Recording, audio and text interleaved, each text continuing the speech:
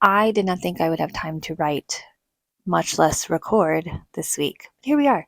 And I'm just doing a little check in. Um, I did a little bit of vlogging over the weekend, which was good because during that, the ideas just came together and the story is really starting to take shape. And for me as a discovery writer, that is a lot of my process is just writing and feeling my way through and then something clicks. And that's how it goes a lot of the time. So I'm starting writing. I know it's still October, but I'm a busy lady. So I got to use the time I've got, right? And on that note, I will show you I am subbing. I'm a substitute teacher in a junior high class this week. I have these chunks of time I didn't think I would have, including the time right now to record. I actually was able to come home for lunch because I have like a 2 hour break around lunch, which is really nice, That being said, having those breaks is actually giving me time to write. I didn't know I'd have these breaks. I did so much reading yesterday. I had so much time on my hands. I think I ended up reading like 2 chapters of one book and 3 chapters of another book, and I just kept going. It was nuts. So I'm a little bit more prepared now that it's Tuesday. I know what I'm doing a little bit better. Um, but I have time to write, and I did not think I would have that this week. I thought I would be much too busy. All that said, I have time to write and I have time to record and talk to you. Hello. Hopefully, I have time to edit this. We'll see. Anyways, but the story is starting to take shape. I was really excited because I had two story ideas that felt really, really different. My epiphany was how it works together and how these two story ideas fit together. And it was so exciting because the one story idea had characters and no plot. Like, I had nothing for these really interesting characters to do in this interesting world. And then the other story idea was all plot and no characters. It was like, oh, that's a cool thing. That's a, cool idea or concept, but it had no, like, now what? Like, it was just a concept and just like a problem, but nowhere to go with it. Like, it was a problem. It was like, oh, that's a problem. Now what? Like, I didn't have any answers. So now I have a problem and I have answers, or I at least have characters who can then start working on the problem. And that's part of discovery writing is you present a problem to characters in a story, in a world that you come up with, and then they start doing things. And it's really, really fun. So hopefully I can get back to you and tell you a little bit more about what I've discovered and what I'm doing. So, what I'm hoping to accomplish with this story, the original idea of these two stories, one is a sci fi idea, technically. The world feels more sci fi, like with just because it's modern and because there's like doctors involved and like a underground base, which feels very like aliens type sci-fi ness. So it's got like the feel of sci-fi, but it's also super fantastical, kind of like Avatar, not the Last Airbender, the blue people. Kind of feels like that, where it's like this is technically sci-fi, but a lot of this is fantasy. I like that. That's a good explanation. Anyway, so that was the one idea. It's kind of treading that like sci-fi, but also kind of fantastical and paranormal and kind of thing. At the moment, it's paranormal. It may, because I'm a discovery writer, it may turn into more magical than paranormal, but I'm not sure yet. I'm not settled on it, and that's fine. That's part of discovery. Um, and then the other story idea was started as me as a what if for myself and me being grumpy about and discontent with story ideas, which is a great way to come up with ideas, by the way.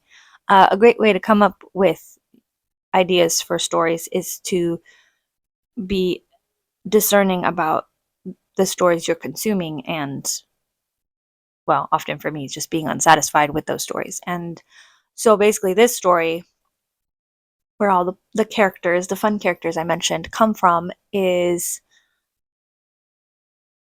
me wanting to play with kind of the idea of the hero's journey,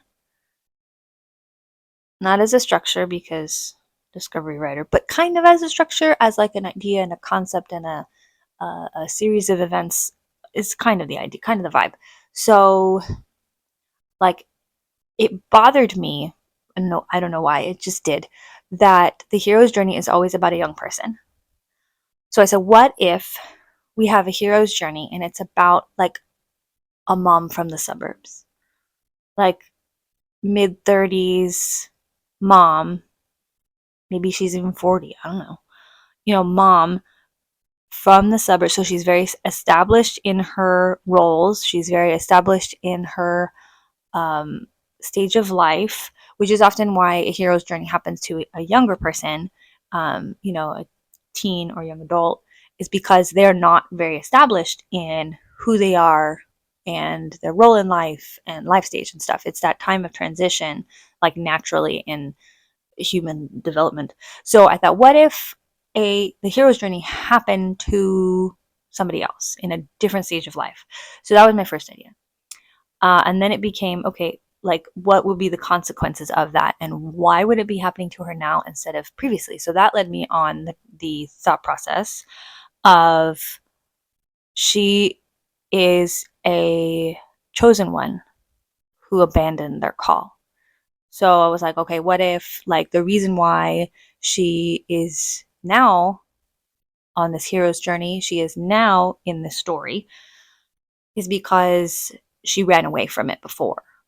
Like when she was a teen or young adult, like she was presented with, the call to adventure and the story structure of the hero's journey, and she ran away, literally ran away.